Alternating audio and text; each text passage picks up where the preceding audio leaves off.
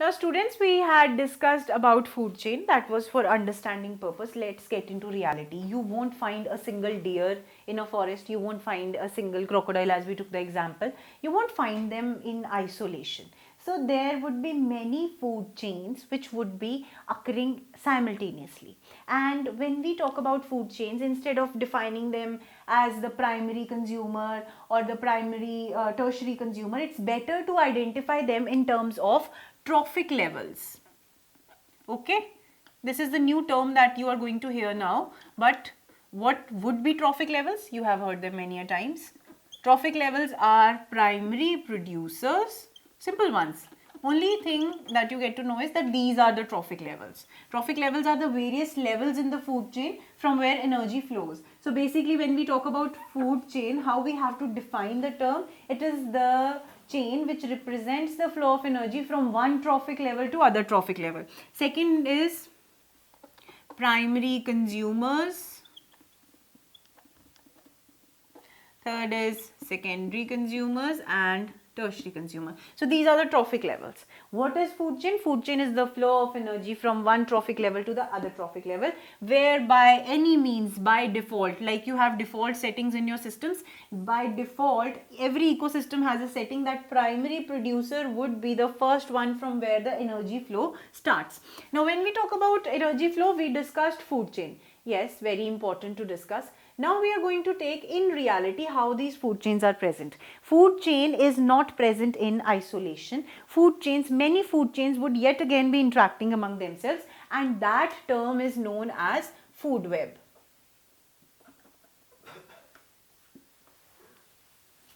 Where food chains are interacting simultaneously. Now in a food web, you see in a food chain we had deer, grass and lion. That is the simplest way I can define it. But that deer can occupy some other trophic level as well if we see another food chain. So there is a complex scenario in nature that is known as food web. Supposedly you have a crop, okay, that is being consumed by an insect.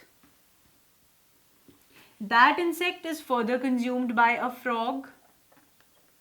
That frog is consumed by a snake. So we have primary producer, we have primary consumer, we have secondary consumer, and we have a tertiary consumer. Now this crop is also consumed by a frugivore bird, say parrot. Alright, I'm taking example of parrot. This parrot can be eaten by an eagle, yes. This eagle can eat this snake as well. Alright, so you are seeing that there is a relation. This is one food chain, this is one food chain, okay. This frog can be eaten by a fish. Alright, this fish can be eaten. This fish can be further eaten by a cormorant.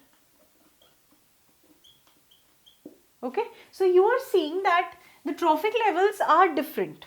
Okay, this insect can be eaten directly by a parrot.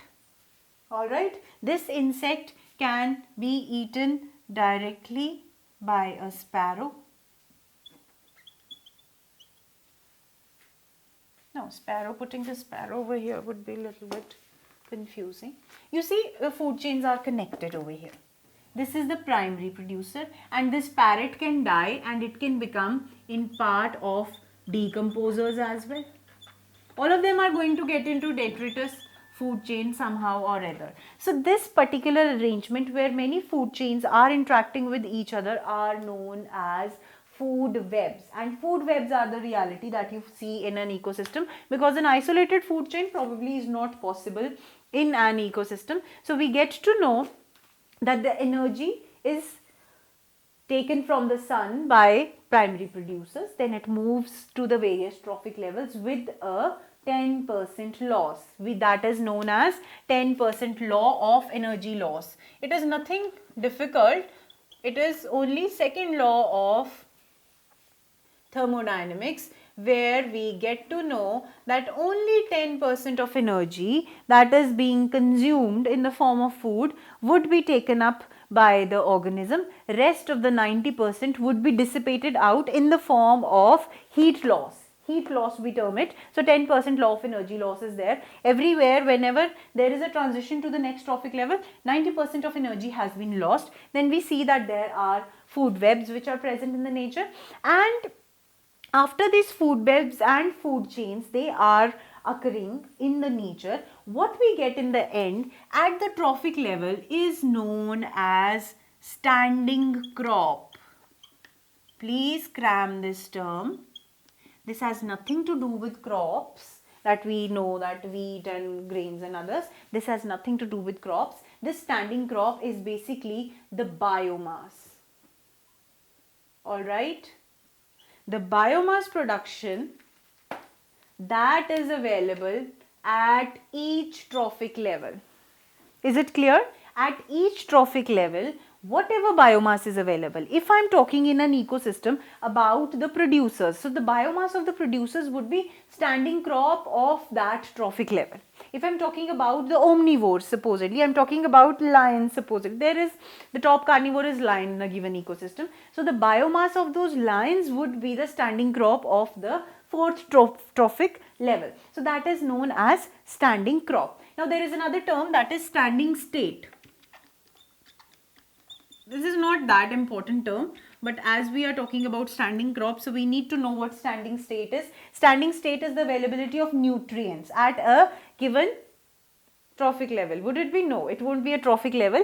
It would be at a given ecosystem's level of classification. That means if the ecosystem is, whichever ecosystem we are discussing, whether terrestrial or aquatic, what amount of nutrients, organic and inorganic, is present in its soil or the water, that is known as the standing state. Now this standing state determines what would be the standing crop at various trophic levels. I would repeat it, that don't confuse that standing state has nothing to something to do with trophic levels. No, it has to deal with soil itself. Take soil, take the example of terrestrial ecosystem. That standing state for an ecosystem is the availability of abiotic components, that is the nutrients which would be present in the soil or the reservoir from which all the nutrients would be coming, soil or water, in terrestrial and aquatic system respectively. So this standing state is the nutrients. This standing state or these nutrients basically decide what would be the standing crop. So standing crop is the biomass production for an ecosystem at a given trophic level, which would be different in every case. So this is what is all about energy flow. The four important terms that we need to understand in energy flow is, one is trophic level, other is food chain, third is food web, energy loss, yes, we have to pay attention to that, and last one is what is the standing crop. That after energy losses, after the energy movement from one, energy flow, not movement, energy flow from one level to other, what in the end we are receiving, that is the standing crop for a particular trophic level. Thank you.